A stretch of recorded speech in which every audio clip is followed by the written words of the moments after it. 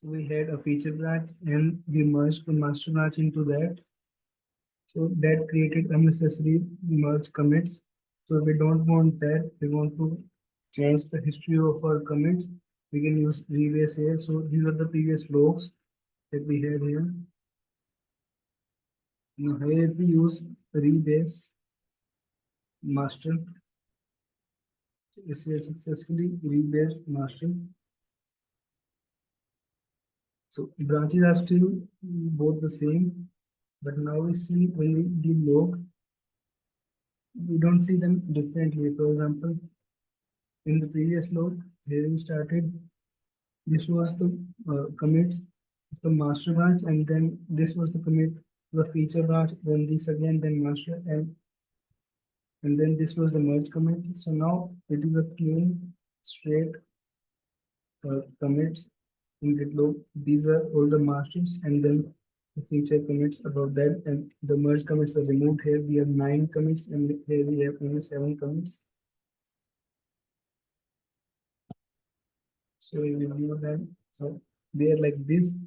When we rebase them, they become in straight line, all the commits.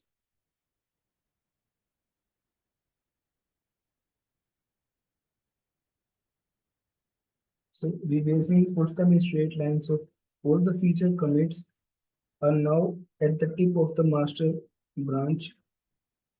So this is what rebasing does. Takes all the commits of the feature, and to merge them with master, it just takes all the commits of the feature and puts them ahead of the master.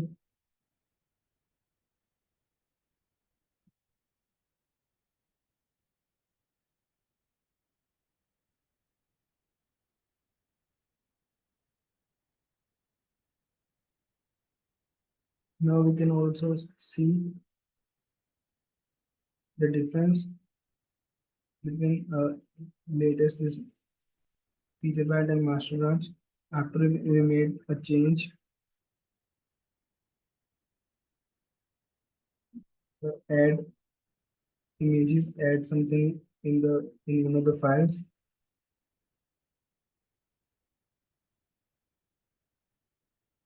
So we have this removed, and then this new thing added, which is not on the features branch right now. So earlier we were changing the commit history, but we have already merged. Now we want to use this instead of the merge. So we made some changes, and now instead of merge we use rebase here. So this without making any merge commit directly merges them. All the commits are in a straight line.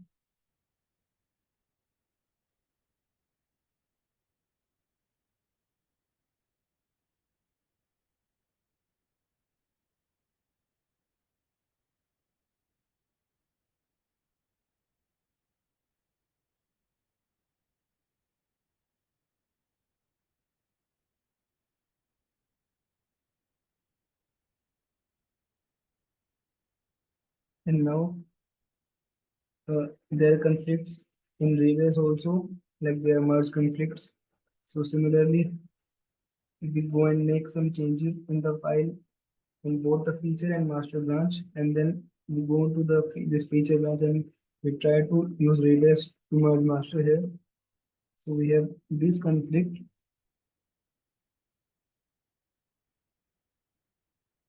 So it gives this hints also. We can also abort this by using this git rebase abort. So this rebase is now in progress. So it is like this. It started with these feature commits to put them at the tip of this master commit. But after this file, we make changes. This was the last commit. So here the conflict occurs because changes are made from both the branches. So it gives this conflict to merge.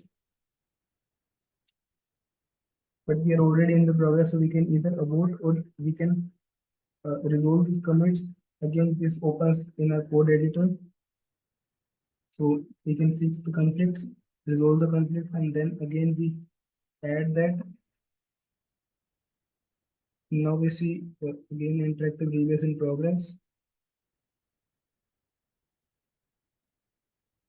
So now to continue the restore, to continue the rebasing, we can use this git rebase continue. So this does the rebase. This merges the commits.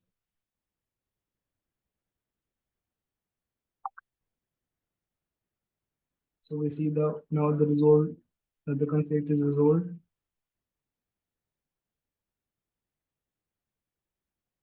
Here we can use this head to see some particular commits. For example, now if we want to change the commits that we previously made, we can add the commits, delete commits, and their entire mm, changes from the files, or we can merge, squash one commit into another.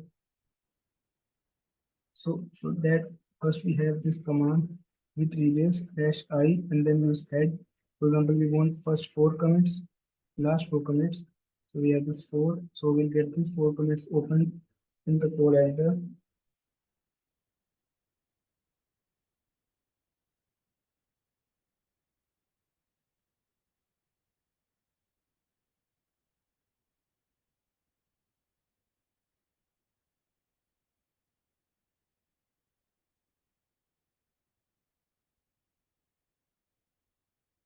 So we have these certain commands that we can use now to change the commits.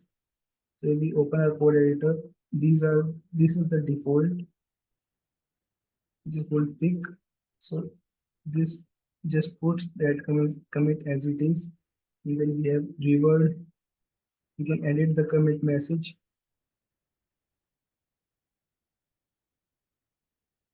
And then we have these others.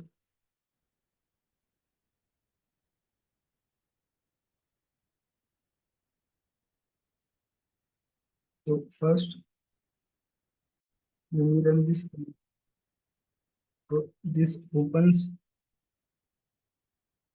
in the code editor like this. We have these four commits because we put head four.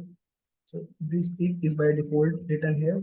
So we have this other command that we can use. For example, now we use this reword with this first commit. So also this gives us in the reverse order. So this is the first commit according to this. So we want to change its name. So we change the name. We go into a new file here. And when we close this, we get successfully rebased. And then when we use git log, so this was what we updated by using reword. So inside we can change the name.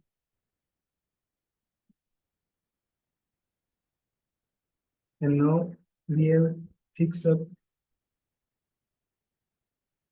the use that here. This fix up command, for example, we use fix up in third. So this will merge, squash this commit message with the above one. So only one single commit message will be displayed, which contains both of these for this one only. So we can use reword on that to change that message also. So if you don't want a lot of commits, if we don't have a lot of work in a single commit, we can just merge. This will not change anything in the file. The changes are still present. So when you use fix up on this, you see that there are only three commits now on this feature branch after master. Earlier there were four, so we use this here. These two are squashed together. Also now, after for example, we made changes to this, updated this, so everything above that, make changes every commit above that, their hash changes. You can see that here because we are changing the commit history. So everything we take into head and change. Everything above that will change, will make a new commit for them.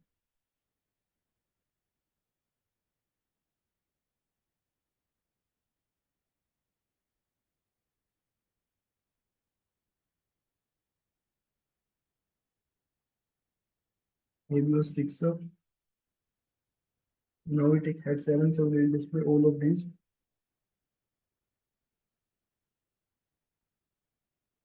Now, for example, we do fix up on master branch also, commits of master branch also.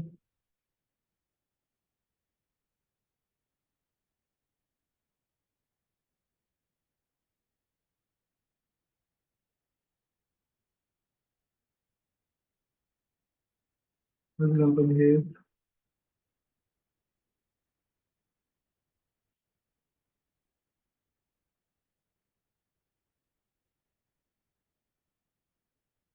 we made a same fix up on master branch.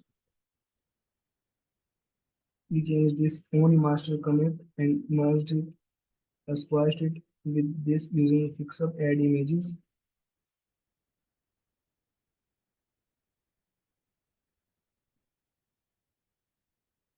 Using every commit after that has their hashes changed. So these are the commits after that, these are before that. So the order is like this.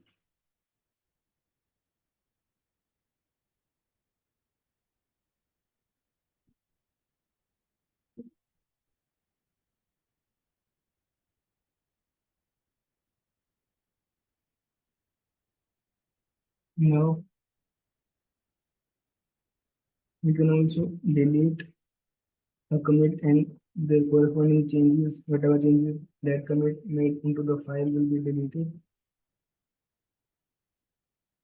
So here, for example, we can delete both of these. So now there is only one commit for the feature branch and these for the master branch.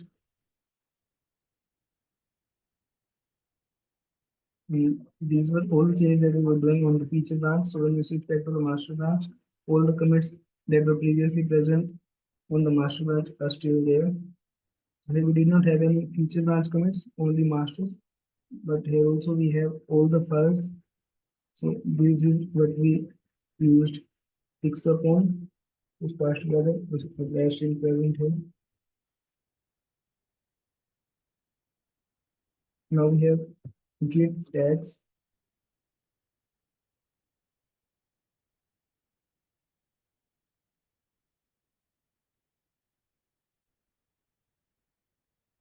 Tags are something that we can use to refer to a particular point in entire Git history. So we can refer to a particular commit. So these are most commonly used to display the versions of the that display the changes in the application. So they are not a branch like branch reference because it takes the head to the current, but these remain on the commits. So to point to a particular commit in all the commits in a Git repository. So you can put tags anywhere.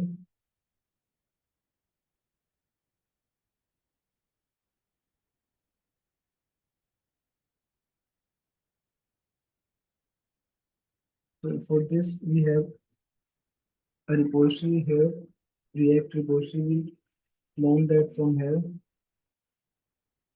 in a local machine. We create a new folder and we clone that there. So when we have this command called git tag, so this displays all the tags. You can go here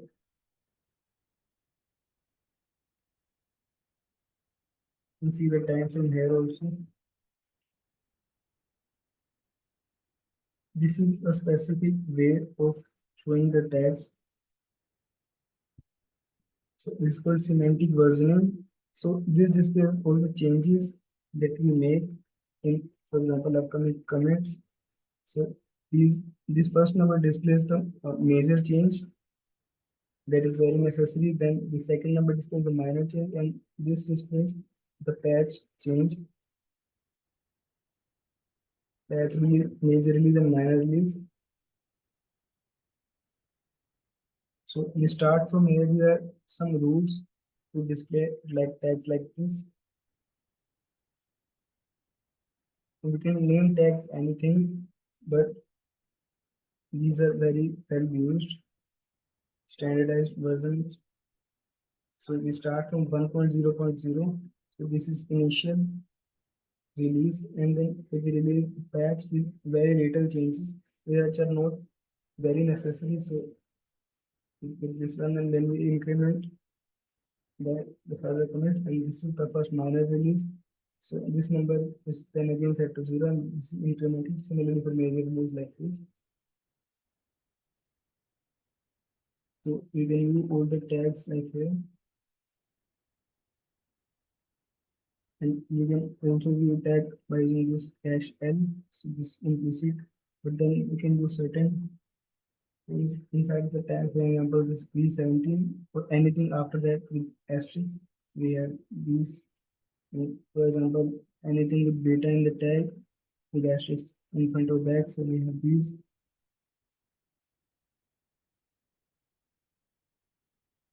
So we can also use checkout to go to a detached head state for a particular commit. So we put the tag number here, the tag name here. Then, for example, we can switch to a new branch from there. We can use git diff with this also. We can put tag names. We see the difference between two tags. So these are the two tags. You can see these are all the difference. These are not a lot because this is just a patch release. Is not very big. There are not a lot of changes. But for example, with this last release, you can see this here.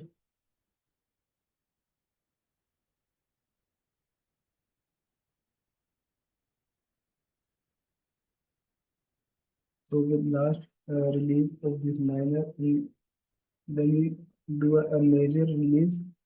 So these have a lot of changes. You can see like this.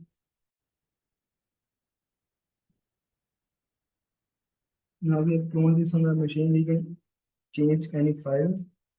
So now, for example, we update one file out of these,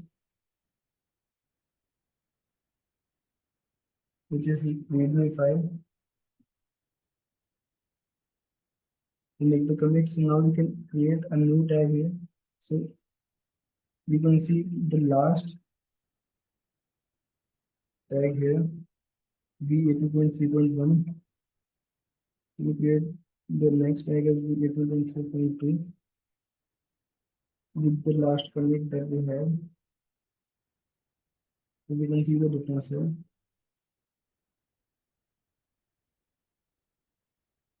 And again, we make some changes and commit. So we can use tag like this with A also. So this will now open in our code editor. So we can edit the name of the tag from there. So this is one way of displaying tags.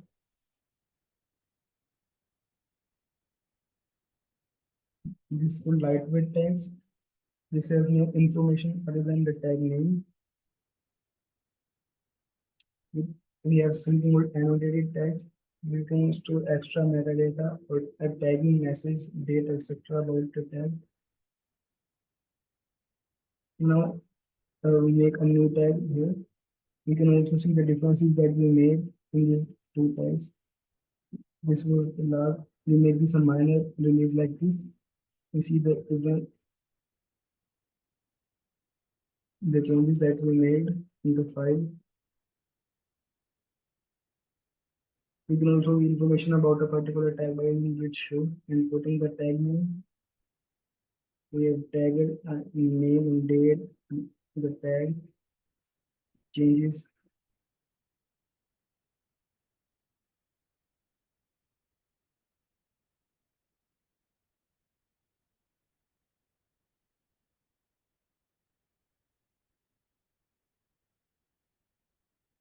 You can also use your own tag that were previously made, so this name is different what the original author was. And all these commit messages, changes that are made during this step, by creating this tab. So now we are on this particular branch, so we can just get look. We see these the logs that are created in this branch, the changes that we made just now in our own new branch. When it's back to master name, we have all these logs. So we can take one particular hash from a tag, a commit, and use that to create a new tag here also. And then tag names should be unique. So this gives the error that tag name already exists if we try to add it to a previous tag that already exists. But we can force that using this F. So this will update the tag name to this. We can switch the tag names like this, and we can also delete a tag by using this dash T. This tag is now deleted. We can also push tags in the GitHub repository. We can create a new repository in GitHub, and we can use the tags from origin, and we can give instead of branch name, we can give the names of the tags that need to be pushed.